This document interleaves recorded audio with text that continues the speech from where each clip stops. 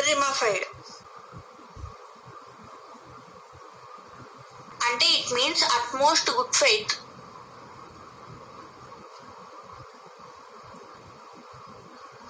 Uberrima-fied means utmost good faith. Contract of insurances are Uberrima-fides.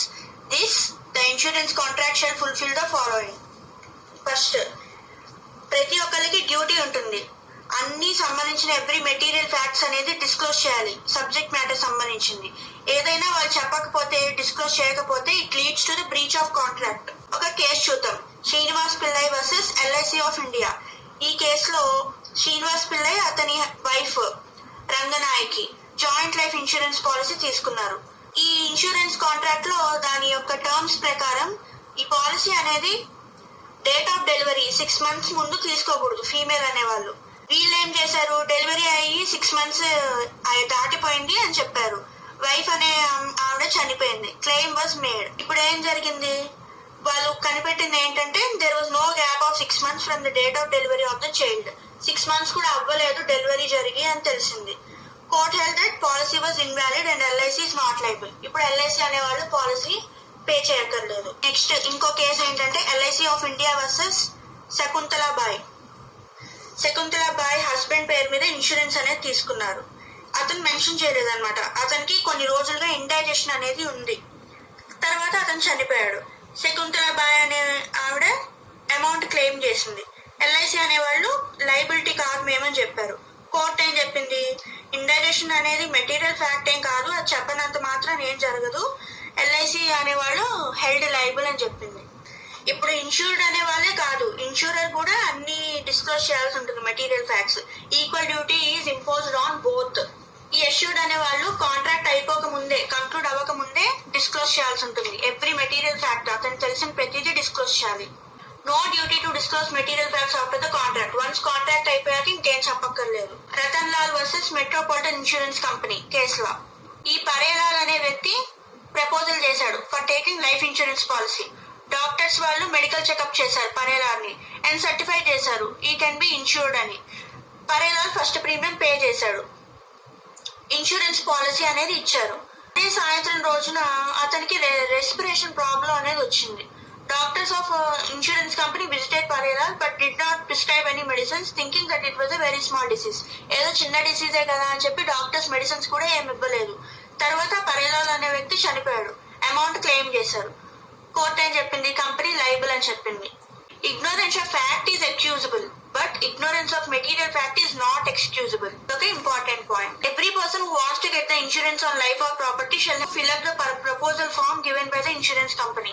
Insurance company ఇచ్చే proposal form ని ప్రతి ఒక్కళ్ళు ఎవరైతే ఇన్సూరెన్స్ తీసుకోవాలనుకుంటున్నారో వాళ్ళు ఫిల్అప్ చేయాల్సి ఉంటుంది. ఇప్పుడు ఇన్సూరర్ కి మెటీరియల్ ఫ్యాక్ట్స్ తెలిసాయనుకో, అప్పుడు ప్రత్యేకించి మళ్ళీ ఆ ఫ్యాక్ట్స్ అన్నిటిని ఇన్సూర్డ్ చెప్పక్కర్లేదు. Remedy for breach of duty is to avoid the contract. Is not to be disclose to the insurer. ఎప్పుడెప్పుడు డిస్క్లోజ్ చేయక్కర్లేదు అంటే మెటీరియల్ ఫ్యాక్ట్స్ అనేవి ఆల్రెడీ ఇన్సూరర్ కి తెలిసినప్పుడు, కన్స్ట్రక్టివ్ నోటీస్ ద్వారా ఇన్సూరర్ కి తెలిసినప్పుడు, రిస్క్ అనేది డిమినిషింగ్ నేచర్ లో ఉన్నప్పుడు, ఎటువంటి హార్మ్ గానీ లాస్ గానీ ఇన్సూరర్ కి చేయాలనుకున్నప్పుడు చెప్పక్కర్లేదు. ఈ లైఫ్ ఇన్సూరెన్స్ లో ఉబరిమా ఫైల్స్ ఏంటంటే strong foundation, utmost good faith మీద ఇన్సూరెన్స్ కాంట్రాక్ట్స్ అనేవి జరుగుతాయి. ఎటువంటివి డిస్క్లోజ్ చేయాలి అంటే ఇతను ఇంతకు ముందు వేరే ఇన్సూరెన్స్ కంపెనీస్ ని అప్రోచ్ అయ్యాడా లేదా, ఇతనికి ఇన్సూరెన్స్ పాలసీస్ వేరే ఇన్సూరెన్స్ కంపెనీస్ తో ఉన్నాయా లేవా, ఈ ప్రీమియం అనేది అతను కట్టగలడా, ఎక్సెస్ ఆఫీస్ కెపాసిటీ ఉందా, అతని యొక్క హెల్త్ కండిషన్స్, అతని ఫ్యామిలీ బ్యాక్గ్రౌండ్, ఏమైనా ఇతనికి థ్రెట్స్ ఉన్నాయా వేరే వాళ్ళ ద్వారా, ఇవన్నీ డిస్క్లోజ్ చేయాల్సి ఉంటుంది. ఫైర్ ఇన్సూరెన్స్ ఉబరిమా ఫైడ్ ఏంటంటే location, description of the property, అసలు ఆ ప్రాపర్టీ యొక్క కరెక్ట్ వాల్యూ, స్టాక్ పొజిషన్ ఏంటి, ప్రీమియం అతను యాక్సెప్ట్ చేసింది అది excess to the value of property ఉందా, previously took any insurance claim, ఇంతకు ముందు ఏమైనా ఇన్సూరెన్స్ క్లెయిమ్ తీసుకున్నారా, ఆక్యుపేషన్స్ ఏమైనా హజార్డర్స్ ఉన్నాయా అంటే డేంజరస్ ఆక్యుపేషన్స్ ఏమైనా ఉన్నాయా, ఎక్సెట్రా, ఇట్లాంటివన్నీ చెప్పాలి. కేసులో చూద్దాం, కొడోజియన్స్ versus guardian insurance company limited. ఇందులో ప్లెయింటిఫ్ అనేవాళ్ళు ఫైర్ ఇన్సూరెన్స్ పాలసీ తీసుకున్నాడు లాండ్రీ షాప్ మీద. ఈ ప్రపోజల్ ఫామ్ లో క్వశ్చన్ ఏంటంటే ఏదైనా ఫైర్ యాక్సిడెంట్ జరిగిందా బిల్డింగ్ లో అని అడిగారు. ఏం జరగలేదు బిల్డింగ్ లో అని చెప్పాడు. Later fire took place in the shop, plaintiff claimed the amount.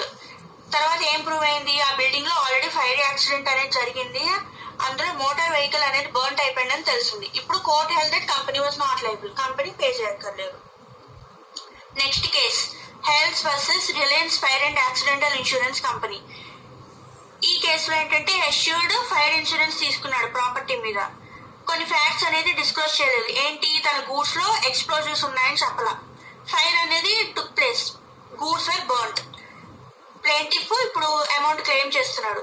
Court ఏం చెప్పింది, company was not liable because there was no good faith on the part of the plaintiff. అన్ని డిస్క్లోజ్ చేయలేదు కాబట్టి plaintiff.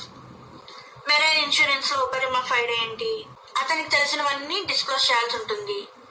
Agent also should disclose the information. Material representations given by the issued or his agent must be true. ఏం చెప్పినా అన్ని నిజాలు చెప్పాలి. ఇవంతా marine insurance లో. ఇస్ ద కాన్సెప్ట్ ఆఫ్ ఉపరిమఫైడే means utmost good faith. Now let's see what is premium. Premium is one for which the insurer carries on business by undertaking the risk to indemnify loss in terms of money. In other words, premium is a consideration for the contract of insurance. ఈ insurance contract కి ఉండే consideration నే మనం premium అంటాము. Risk is a consideration for the premium. ఎలా అయితే consideration లేకపోతే contract అనేది వాయిడ్ అయిపోతుందో, ప్రీమియం లేకపోతే పాలసీ కూడా వాయిడ్ అయిపోతుంది, ఇన్వాలిడ్ అయిపోతుంది. లైఫ్ పాలసీ టైంలో ప్రీమియం అనేది పీరియాడికల్లీ అంటే monthly, quarterly, half yearly, yearly అలా కడతారు. నాన్ లైఫ్ ఇన్సూరెన్స్ పాలసీస్ లో లైక్ ఫైర్ అండ్ మెరైన్ అప్పుడు ప్రీమియం అనేది ఒకేసారి కట్టేస్తారు. Policy is not issued for more than a year. Once the premium is fixed, it's invalidity cannot be question. Premium ఒకసారి fix అయ్యాక దాని వ్యాలిడిటీ గురించి మనం క్వశ్చన్ చేయకూడదు. Mode of payment of premium ఎట్లా అంటే చెక్ ద్వారా కానీ, క్యాష్ ద్వారా కానీ, DD by mutual adjustment of accounts between insured are electronic payment ద్వారా చేయొచ్చు. పాలసీ తీసుకునేటప్పుడే ప్రీమియం అనేది పే చేసేస్తారు జనరల్ గా. అదే లైఫ్ ఇన్సూరెన్స్ పాలసీ అయితే payment of first premium is a condition precedent. Grace days generally ఈ పేమెంట్ ఆఫ్ ప్రీమియం అనేది ఒక డ్యూ డేట్ న ఫాలో అవుతుంది. ఇన్సూరెన్స్ నార్మల్ గా నోటీస్ ఇస్తారు ఇన్సూర్డ్ కి, ప్రీమియం పే చేయండి on are before the due date are with in the days of grace days లోపల పే చేయమని చెప్తారు. Grace period is generally 30 days from the due date. Payment made during the grace period is deemed to have been made before the due date. ఈ grace days లో కట్టినట్లయితే due date ముందే కట్టినట్టుగా అనుకుంటాం. Case లో చూద్దాం. Start versus Freeman. Premium అనేది due date లోపల కట్టలేదు, ఇన్సూరర్ చనిపోయాడు. Later premium was paid with in the grace period లోపల కట్టేశారు. ఇప్పుడు court held that policy is valid. The claimant should be paid the amount. Next, ఒకవేళ పేమెంట్ చేయలేదు అనుకోండి, అప్పుడు ఏం జరుగుతుంది? It results in the forfeiture of premium. When the policy is forfeiture, the premium paid will go to the insurer and the insured cannot have any claim against the insurer. అంటే insurer అంటే ఎవరు? Companies కదా, వాళ్ళకి వెళ్ళిపోతుంది premium మొత్తం. ఈ insured అనే వాళ్ళు ఇంకా క్లెయిమ్ చేయలేరు. To protect the interest of the insured, the following steps have been taken. ఎలాంటివి? 30 days గ్రేస్ పీరియడ్ ఇవ్వడం, grace days. Non forfeiture clause అనేది పాలసీలో పెట్టారు, which permits to pay the fine in case of delay in payment of premium. Premium pay చేసినప్పుడు fine అన్నమాట, చేయకపోతే fine వేసేలాగా. Surrender value. It is that value which insurer is willing to pay the issued against the surrender of the policy. Generally అది 1/3 of the premium paid ఉంటుంది. Renewal. Issued may apply for renewal of the policy with penalty. మళ్ళీ renewal చేసుకోవచ్చు పెనాల్టీతో. Section 3 of the act. According to section 3 of the act, issued can surrender the policy. It deals with the surrender of policy.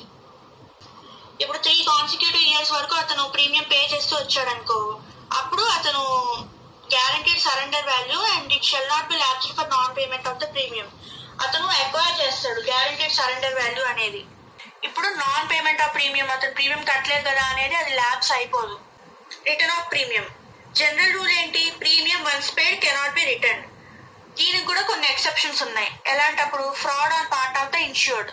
Fraud on part of the insured is no ground for the return of the premium.